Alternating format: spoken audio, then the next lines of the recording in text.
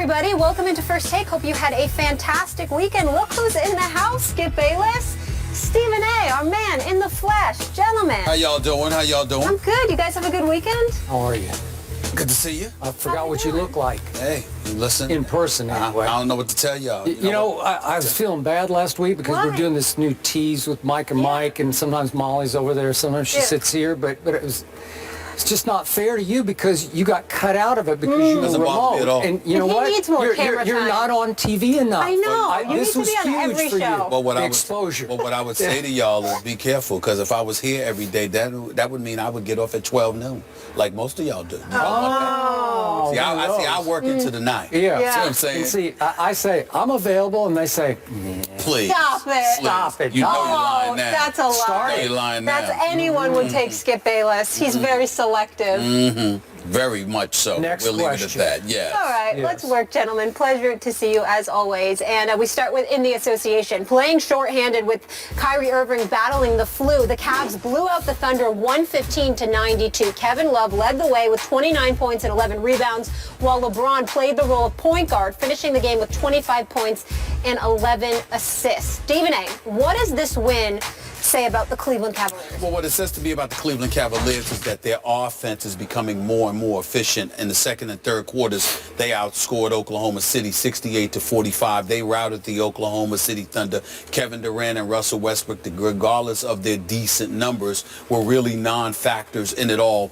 And when you look at Cleveland right now, coming into the game without Mo Williams, without Amon Shumpert, and then Kyrie Irving being limited because he ended up being ill. LeBron playing the point, which is something you, Skip, religiously point to when you highlight how when he's doing that, he's at his best, and the Cleveland Cavaliers are at their best. But I got to give a lot of credit to Tyronn Lue. They're 10-3 now. Today marked a month that he's been on the job as head coach of the Cleveland Cavaliers. They're 10-3 in that span. They've won both games since the All-Star break.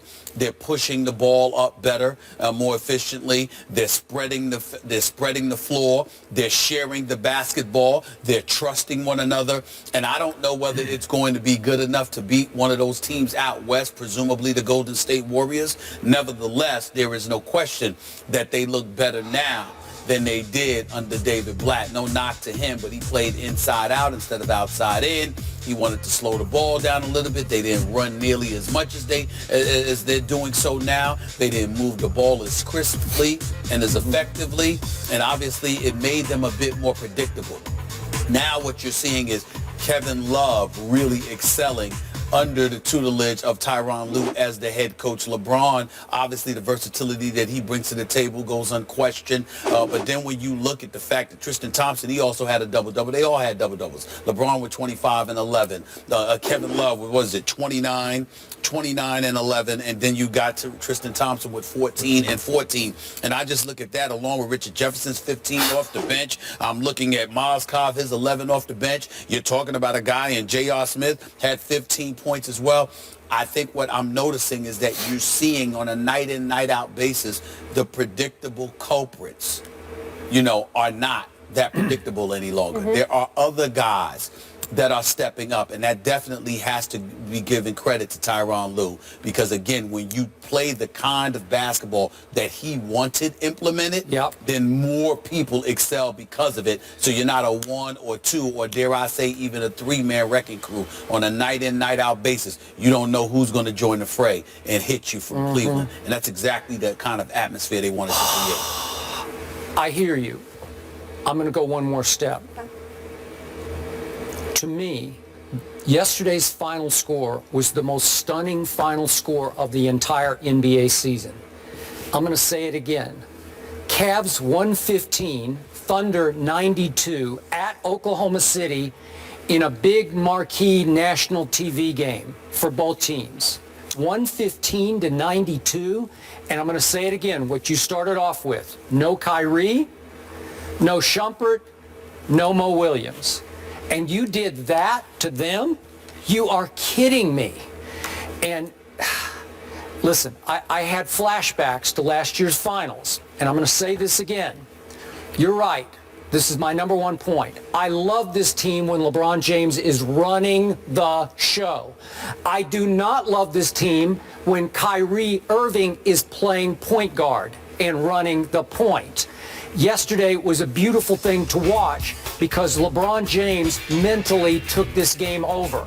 I thought at halftime, LeBron, who had 18, I thought he could go for 40 because he was getting whatever he wanted. And I was wrong because his basketball IQ was way above mine going into the second half. He is going to control the tempo, control the pace, and he is going to exploit every little weakness of Oklahoma City's multi-weakness defense. It has holes all through it, and LeBron started finding those holes in the third quarter and picked them to pieces. So I'm going to say this again.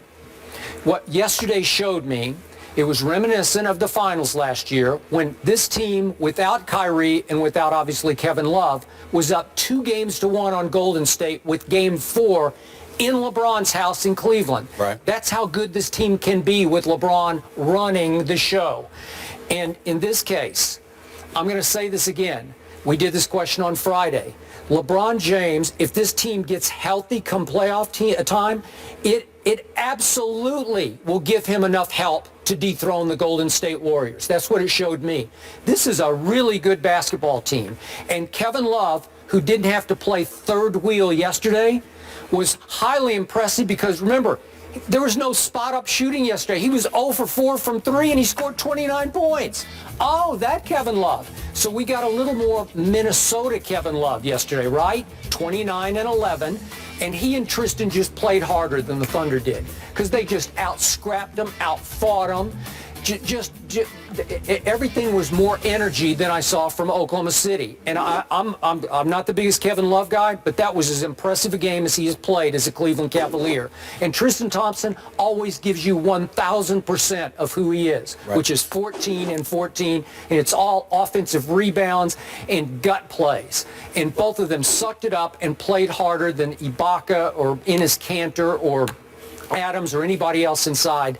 And with LeBron sort of controlling the tempo and the flow from the point, this team was highly impressive yesterday, and it is fully capable of beating the Golden State Warriors. A couple of things that I need to point out. I disagree with you that this is the most surprising outcome of the NBA season. The surprising outcome was January 18th when I was in Cleveland, Ohio. After Cleveland had lost on Christmas Day at Golden State comes to their house, the house in which they beat the Cleveland Cavaliers last year in the NBA Finals, where Steph Curry before arrived and said that, you know, you can still smell the champagne and all of this other stuff, and they were up by 43. Okay, but haven't we seen that? We've seen them do that to everybody. Well, I'm just saying, when you talk about the most shocking outcome, I'm not talking about a loss. I'm talking about the fact that Golden State was up 43 and won by 34. That, to me, was If I told you going into yesterday that shorthanded, that Cleveland would win by 23 points? Are you kidding me at Oklahoma City? Well, I can answer that, but we're going to get to Oklahoma City in just a little while.